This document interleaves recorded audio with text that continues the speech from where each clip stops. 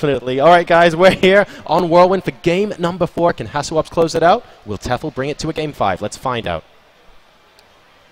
And spawning over here in the bottom left-hand position, rather. Good catch there. Representing Team Dignitas, taking a game back off his opponent after being 2-0 down. He needs to win one more to force a game number 5. Can he do it? Can he complete the comeback? Representing Team Dignitas, we have Tefel. Actually, I'm saying that... Vocal fan is still vocal. I'm saying that Tefel, he likes his Hydralisk, but he didn't make any Hydralisk in the previous game. He just swarmed with... the last one. Yeah. Links and roaches only. That's true. And yeah, it proved useful for him. It was the only game he's been able to win against Hasuobs so far. I don't think this will work again, because Hasuobs right now is going to be very careful, but on this map, you cannot take a third nearly as quickly as you can on Daybreak. Daybreak is one of those maps you can take a very quick third on. On this map, your third is going to be very open, so we should see a delayed third here by Hasuobs if he takes one, especially on those positions. And Hasuobs is going to go for a quick scout, same opener as before. Unfortunately, the scout is going to take quite a while to reach Tefel because he went to the top right first, so Hasuobs not going to be able to see his opponent in the very early game, and Tefel getting his pull down nice and early. Going to be grabbing that hatch, no doubt, in just a little bit. Only sending Overlord Scout at the moment, nothing too disastrous. Just wants to, of course, can able to scout 2 locations at the same time without using that worker, but it takes a little bit longer. And Nexus about to go down here. Hatchery goes down for Tefel, and I wouldn't be surprised if we see again here out of him a quick third hatch. Without, I guess. This is a map where all-ins could be good as well, if he was to take a couple guesses and go for a big roach push early on. This could work. Hasuobs will most likely not expect this, but the most important thing about this is you need to deny scouting. But as I said, Tefel, he has his own style. He's, for the most part, pretty passive early on. He likes to macro up to a certain minute, and then from there he starts mixing it up a little bit more. But before that, very early on aggression, 1 base or 2 base all-ins, not really his cup of tea. Yeah, and this is a kind of map where, of course, that kind of macro play does potentially get rewarded. Tefel actually running straight past the probe that's going into his main base. Natural expansion, rather. Didn't quite catch them. It caught the edge of the vision for about a split second there. And Hasuobs, I'm pretty sure he saw those Zerglings, so he knows exactly the timing.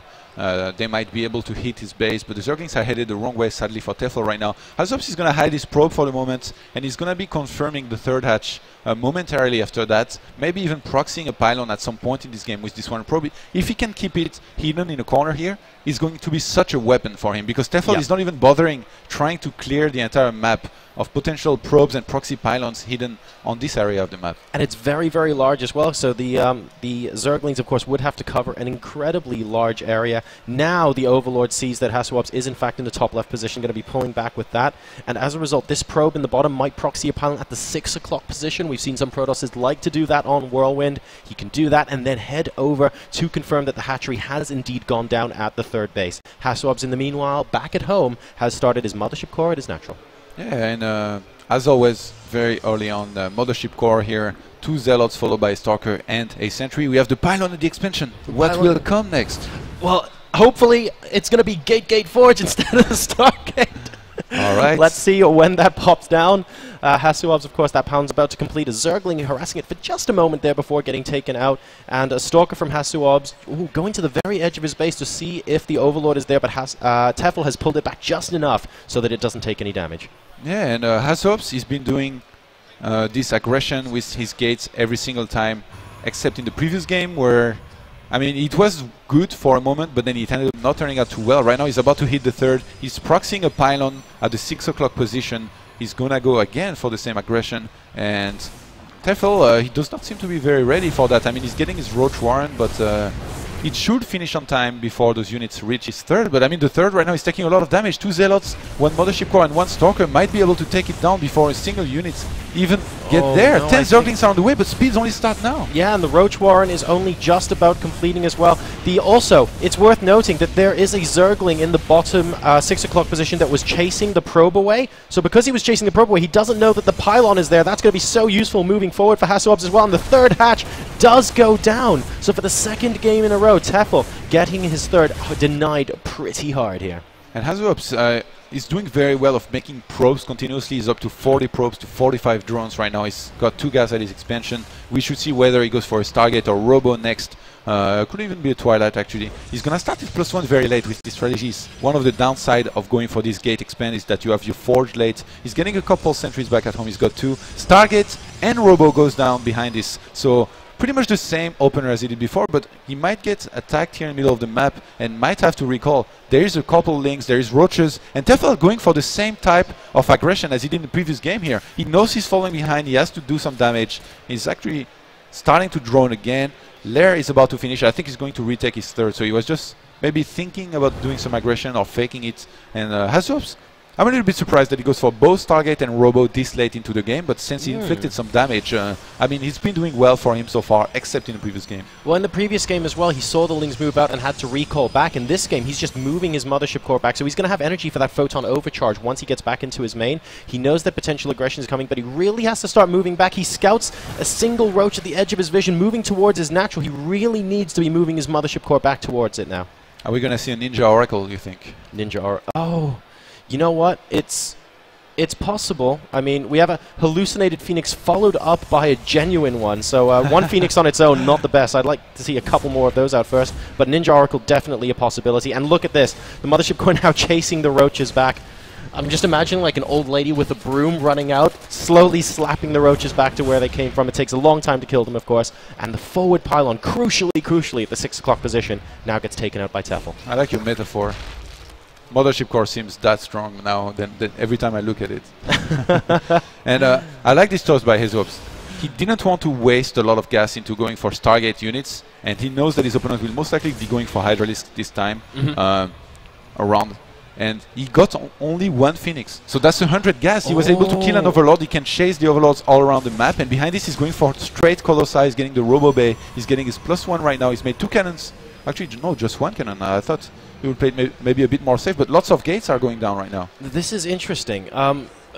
This could actually be mind games at work here. So Hasuobs made 1 Phoenix, but then he hallucinated 2 as well. So Tefel could see that one of the Phoenixes was doing damage to the Overlords, but that the subsequent Phoenixes weren't. And now Hasuobs has gone back into Phoenix production while getting 3 gateways and his Colossus up as well. So Tefel must be scratching his head here, trying to figure out how much of a commitment.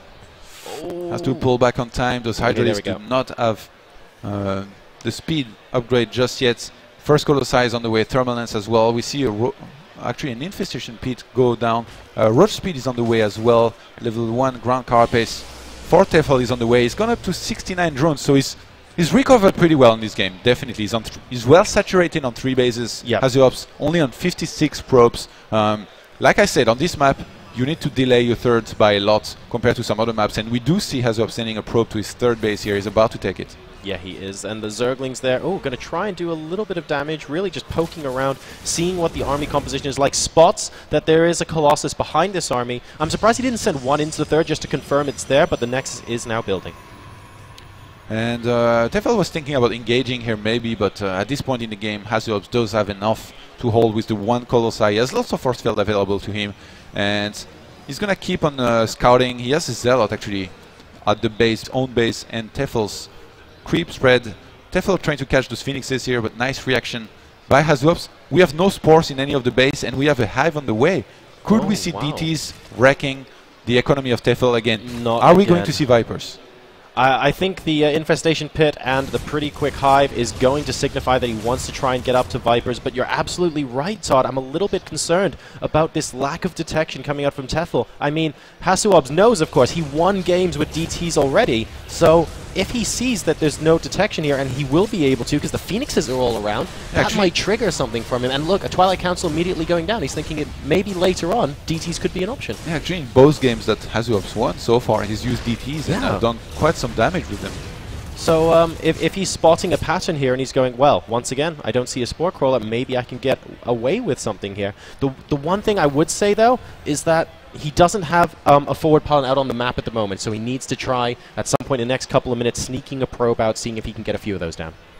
And Tefel is moving across the map. He has his 3 first Vipers on the way. A couple Evolution Chambers might be thrown down the middle of the map. We have 1 right now, and he's going to want to consume the hit points of the Evolution Chamber and transform them into energy to have enough energy to abduct this Colossi. But Templar Archives is on the way. Hasuobs is well aware of this hive tech by his opponents, and he's going to try to counter those Vipers with some nice feedbacks that he's actually really good at. Hasuobs is really lacking gates right now. Yeah, a big, scary Roach Hydra army at the moment, and Hasuobs currently...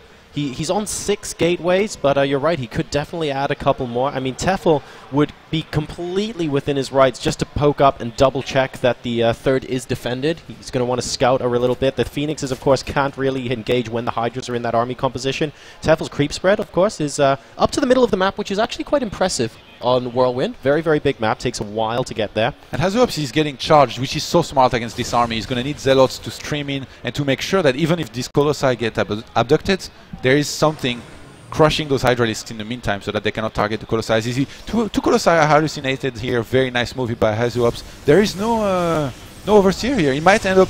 Yes, he's abducting one of the wrong one of the real one. This one should be able to be pulled back. One of the hallucinated Colossi will be adopted again, and nice force fields do go down for Hasuobs here. Can he hold Jorsar? Really good stuff there with the hallucinated Colossus, trying to waste the energy on those Vipers. Time Warp's going down on the right-hand side of the army to buy him time to engage on the left flank. Really nice tactics coming out of here from Hasuobs. Tefel now is a decent concave, but the Roach numbers in front are starting to dwindle a little bit. If the Hydras end up starting to tank damage, they go down very quickly indeed. And Tefel is going to be refocusing his attention to 2 groups. He's going to try and take down the third base while half the army engages. That's not going to be enough, though, because Hasuobs is happy to engage either half of that army with that Colossus still alive. And Tefel with a decent concave towards the end of this fight, and by decent I mean that he's going to be able to take out a couple units at least before losing the remainder of his forces. But lots of Roaches streaming in right now for Tefel. He has to pull back, he has to regroup. Hasuobs down to 49 army supply, Tefel up to 102, but I mean, he has no more Vipers. He has only Roach and Hydralisk against Colossi. He's going to need new Vipers if he wants to be able to make it. And there we go. 3 more Vipers on the way. Hasuobs' economy was untouched. He needs to remake enough army to make sure that he holds here. And he's still only on about 7 gates, I think. Which is... actually, he's on 8 gates now. And that's still a very low amount. He's throwing down 3 gates at his third base. He's adding extra cannons. Hasuobs, he needs to hold. If he can go up to 200 supply here, he will be in a good shape. But he needs to survive for the moment. And Tefel is just going to regroup right now. He needs Vipers with energy, which it doesn't. And he's mainly getting a lot of... he's actually getting a lot of Immortals out with this army, is Hasuobs at the moment. Now restarting Colossus production. Those 3 gateways are about halfway done, and he started +2 weapons as well. The last of the Vipers are now complete, though, for Tefel. He's going to be consuming the Evolution Chamber that he built out in the middle of the map, and possibly going in with another Roach Hydra attack. Now, the upgrade situation, we actually have 1-1 for Tefel at the moment. And back in the base of Hasuobs, he is also at 1-1, but he has gotten, like we've seen previously in this series, the +1 shield rather than the armor. Oh, and I'm afraid for Tefel that Hasu might have too much already. He's up to 109 army supply.